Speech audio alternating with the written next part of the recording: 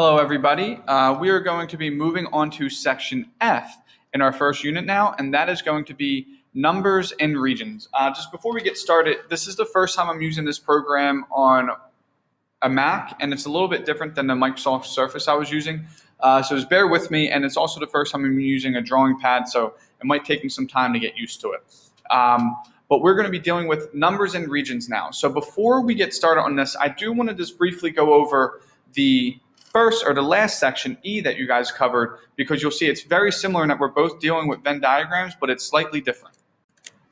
All right, in the last section, you guys were given sets, and maybe it was, let's do set A, and maybe you had elements 1, 2, 3, and 4.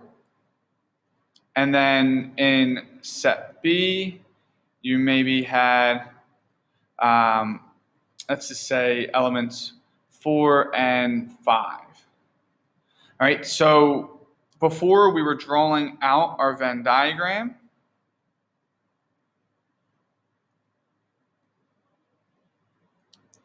and then we were listing all of our sets and then all of the elements that we had within each set. So in this set here, I would just be writing 1, 2, and 3, because those were the only elements that are in set A, but that are also not in set B. For here, I would just be writing 4, because that's the element that is contained in both. And then for this last one over here, I'd write 5, because that's the element that we have that's only in set B. All right, so that's what we're doing in section before. Now this section is going to be slightly different in that we're not going to be listing out all the elements, because what if there are 100 elements in set A? Or you're going to write out 100 elements? So now, instead of writing them all out individually, we can just write the total number that we have. So for here, I would have just wrote 3. Now we write our total number of elements in the parentheses like I just did there. That lets the reader know that we're not listing the elements, but we're just writing out the total number that we have. So I would write 3 there in parentheses. For this one, I'm going to write it down here because I just don't really have space, but you would just write 1 in parentheses because it's letting us know that there's one element. And the same thing here, you would just write 1 because that's one element in set B. All right, so before in section E, you had to list out all of your different elements. Now in section F, we're going to be listing the total number of elements that we have.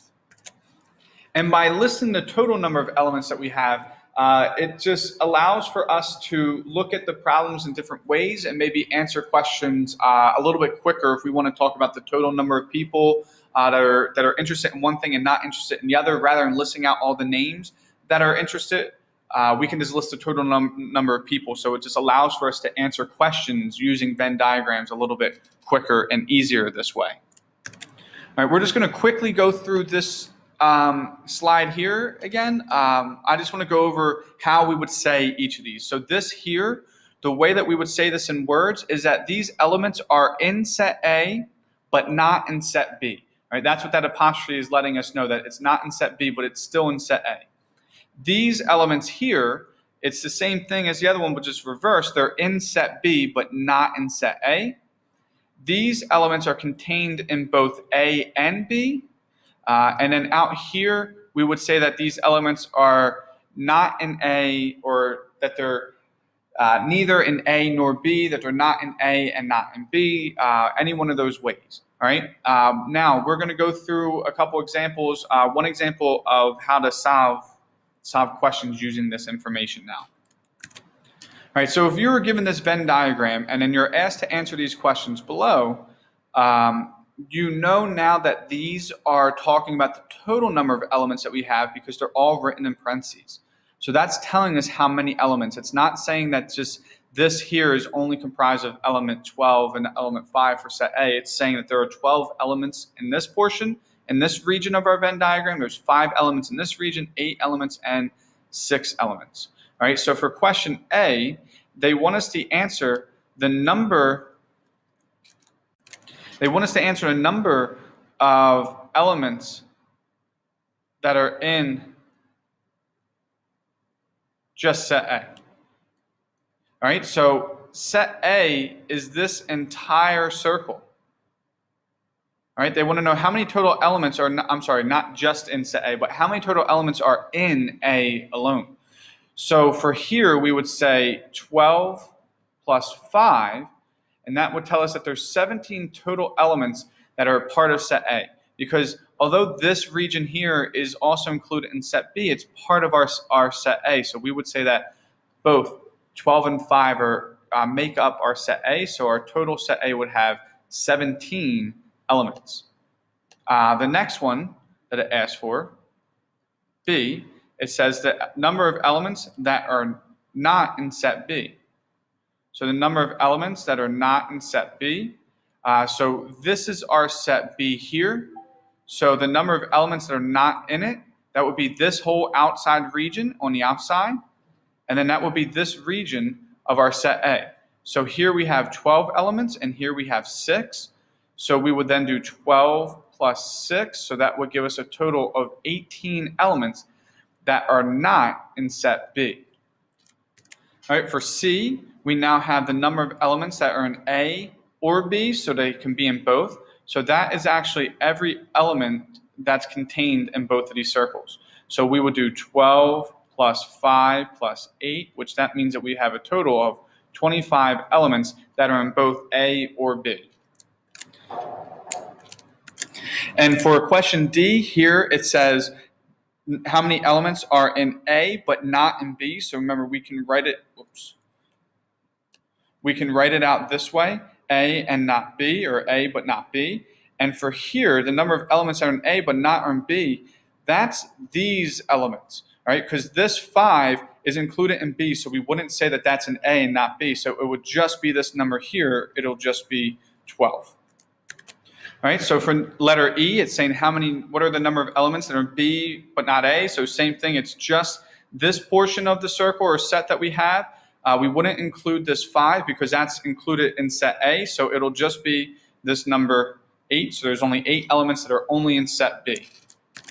And then for the last one, F, it says how many elements are in neither A nor B. So this is the way that we would abbreviate it. This is saying it's not in A and it's not in B, or it's neither A nor B. So remember, this is everything that's A or B. So anything that's not both of that would have to be on the outside here. And they tell us that there are a total of 6 elements there. So we would say 6. All right, so that's one way where you're given all of the elements in the regions, and then you come up with how many are in each region specifically that we're looking for. All right, now we're going to do one more example, which is working in reverse. All right, so the last type of question that you might have for this is you might be given all the different type of elements that we have without a Venn diagram, and then you need to solve. So the way that I'm going to suggest you do this is it's just easier just to draw out your Venn diagram and fill in all the regions. All right, so here's my Venn diagram. Remember, bear with me for now. I'll figure out how to use this a little bit better. We have our 2 regions or sets, which we know are P and Q, so I'm just going to list them here. And when you're filling this in, you always want to fill in the intersection, the innermost part that you have where it's sharing everything. All right, so here it's telling us that P and Q has 3 elements that they share. So we will write 3 in here. All right, it's just easier to start with there because if we just tried putting 10 for P, well, that's including some elements that are shared in both, and we wouldn't write 10 here in this region or else we're misinterpreting this data. All right, so we start with the innermost region that they share. Now, we do know that P has a total of 10 elements, so we know this entire circle has 10 elements in it. Well, 3 is already accounted for, so we would do 10 minus 3, which is 7. So that means there are 7 total elements that are just in set P. For Q, they have 12, so same thing. There's 3 elements already accounted for in this region. So there's 12 total in Q, so we'll do 12 minus 3, so 9. So that means there are 9 total elements that are just in Q. And then if we want to find out, it says that the universe had 25 elements, so if we want to find out how many elements are out here, we would add all 3 of these together, 7 plus 3 plus 9. That gives us a total of 19. And since there's 25 total elements in the universe, we would do 25, 19, which then gives me 6 elements out here. All right, so I just got to go through this quickly because I'm about to run out of time for this video. But the number of elements that are both P or Q, so that's these 3 sets here where it's contained in either of our elements. So that means there's 19 total. So we would say this is equal to 19. And then the number of elements that are in P but not Q,